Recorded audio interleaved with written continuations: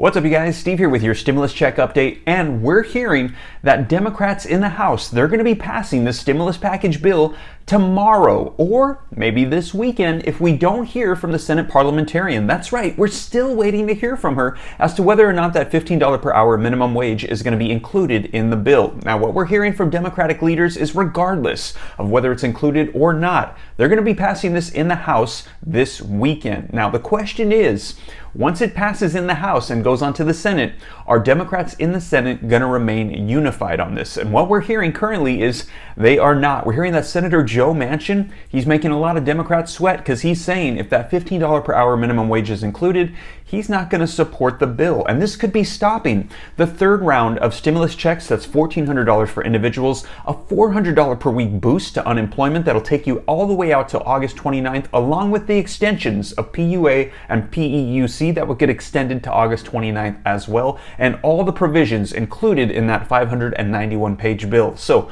are they going to stay unified? I can tell you this though, Republicans, we are hearing, they are completely unified against the bill, calling it a liberal wish list and saying there is no way that any of them are going to be voting for this bill. So you guys, I'm going to get you caught up on the latest. This is all going to be unfolding here in the probably next 24 to 48 hours. So we're going to dive right into some articles and video footage. I'm going to get you caught up on the latest as of today, February the 25th. But before we dive in, if you could do me a quick favor, it'll just take a second. Be sure to smash the like button, leave your comments, and also share these videos if you think that they're helpful. And if you're not already part of the viewing community and you'd like to stay up to date on everything, smash the subscribe button, turn on the notification bell, and also be sure to follow me on Instagram as well at SteveRam3. I do my best to respond to as many questions here on YouTube as I can, but I don't get a hold of all of them because there's so many, but Instagram is a great way to get a hold of me as well. And always remember, my comments have a black stripe on the name. If you see one without it, it's likely a scammer trying to get your information. So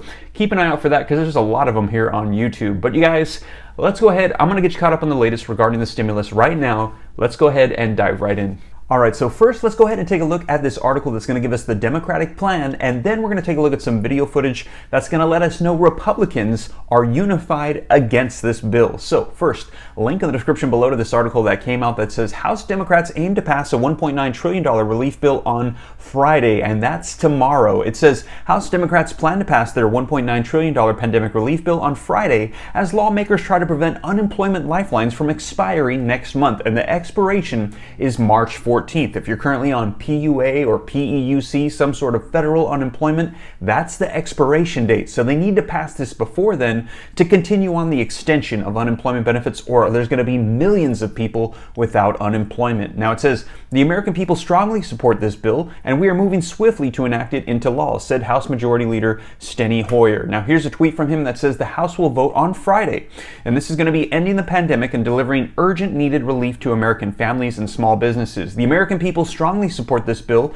and we are moving swiftly to see it enacted into law. Now, the package includes $1,400 direct payments, as we mentioned, or stimulus checks to Americans, and a $400 per week jobless benefits supplement, and an extension of programs making millions more of Americans eligible for unemployment insurance. And just to clarify, when the current extension comes to an end on March 14th, the $300 per week boost, PUA, PEUC, they're all set to expire March 14th. What this bill calls for is that the very next day they'll be extended on, and the boost will change from $300 to $400 per week. Now it also says it also puts $20 billion into pandemic vaccinations, $50 billion into testing, $350 billion into states, local, and tribal government relief. The plan, as of now, would hike the federal minimum wage up to $15 per hour by the year 2025. Now the provision may not survive in the final bill, and we are waiting to hear from the Senate parliamentarian if that's going to be included or not. That's the one that seems to be an issue, but all the others, they're going to be likely included in this bill as is, as we received it in the 591-page bill. Now, with that being said, in order for Democrats to pull this off, they have to remain completely unified, especially in the Senate, because normally in the Senate, for something to pass, they need 60 votes. So right now, the Senate is split 50 Democrats and 50 Republicans. So if the Democrats wanted to pass this, they need to convince 10 Republicans to vote in favor of the bill. But they're saying, forget that, we're just going to go through reconciliation, which only requires a 51 majority vote. So right now, if all Democrats vote yes, that's 50 yes, and Republicans 50 no, no, then Vice President Kamala Harris would come in and be the tie-breaking vote, and she said she's going to vote yes, so they could get this passed through. But they need all Democrats to vote in favor of it, and that includes Senator Joe Manchin, who right now is saying he's not really sure. And we know that we need all Democrats because we've heard all Republicans say they're against this bill, they're not going to be voting for it, they're unified against the bill. So Democrats, in order to pull this off, they gotta stick together. Now, the article says Democrats have moved to pass the legislation on their own through budget reconciliation, which requires a simple majority vote in the Senate, which is divided 50-50 down party lines. They have argued that they cannot wait to ease economic pain while trying to strike a deal with the GOP. Republicans, they have questioned this nearly $2 trillion more in spending as they point to vaccinations that are going to be helping the country to broadly reopen. Now, a lot within this bill is a waste and a wish list of progressives, said House Minority Leader Kevin McCarthy. Now, let's take a look at what he actually had to say in some video footage, and we're going to be getting the perspective of Republicans on this bill. Let's take a look.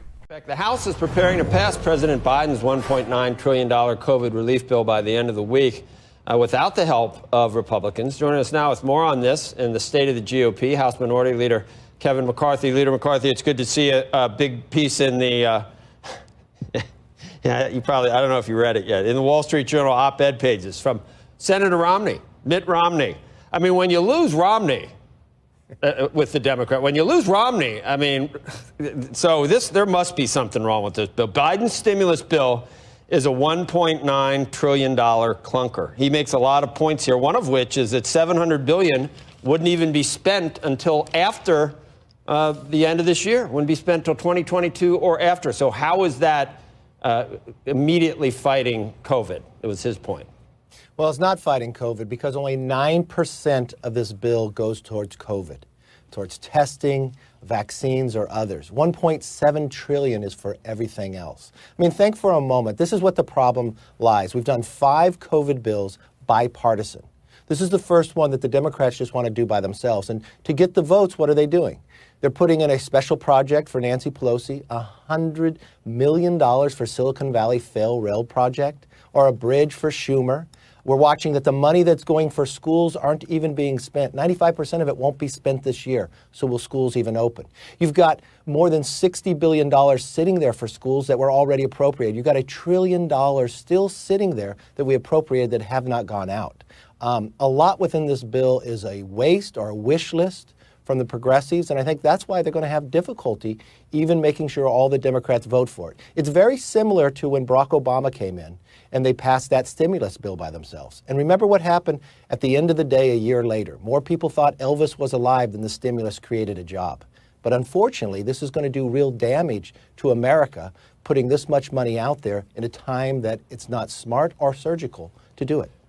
In the piece, and we'll talk just a little bit more about this, then I want to get to some of the other stuff. But Senate Republicans are eager to get aid where it's needed. We want to reopen schools and try to give people a bridge to more reopening, which who knows when that's actually coming, because, we seem to, there's a whole faction at once, seems like they want to stay closed a lot longer than the other group of people want to. But what do you want? What is essential right now?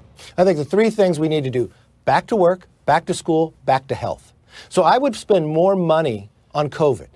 I wouldn't reward states. What they're doing is they're reversing the order of how they provide resources to the states. Those that actually shut down get more money. California just came out with a $10 billion surplus, and they're going to get the biggest chunk of the money. But states with low unemployment that stayed open are actually going to be in a negative ability of receiving resources. So I would focus, and I would give incentives to open up schools. I would give incentives for COVID vaccines and others. I would give incentives that this country starts working again. And I would be more surgical, because when they just put out these checks, there's going to be people that have high income but aren't working at that time that are receiving them, and those who really need it are not. And to go back on to small businesses that's been hurt the worst through all of this, to raise a minimum wage that isn't based upon locality, is only going to do more damage and more job losses.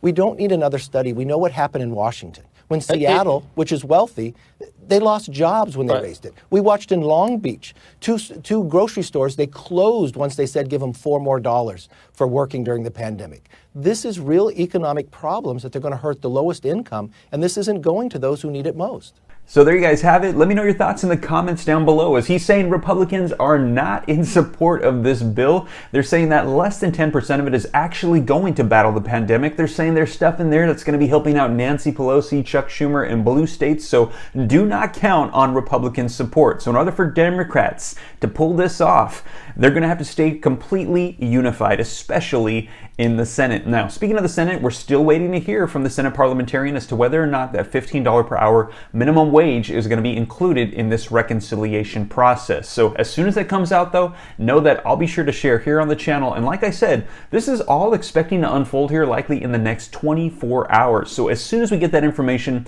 know that I'll be sure to keep you guys up to date here on the channel. And once again, you guys, if you made it this far and you haven't already, be sure to smash the like button if you like and appreciate these updates. Smash the subscribe button to stay up to date on everything rolling out, and be sure to follow me on Instagram as well at SteveRam3. And I'll be sure to keep you guys up to date here on the channel. So you guys, I hope this reaches you well. Take care. God bless. This is Steve.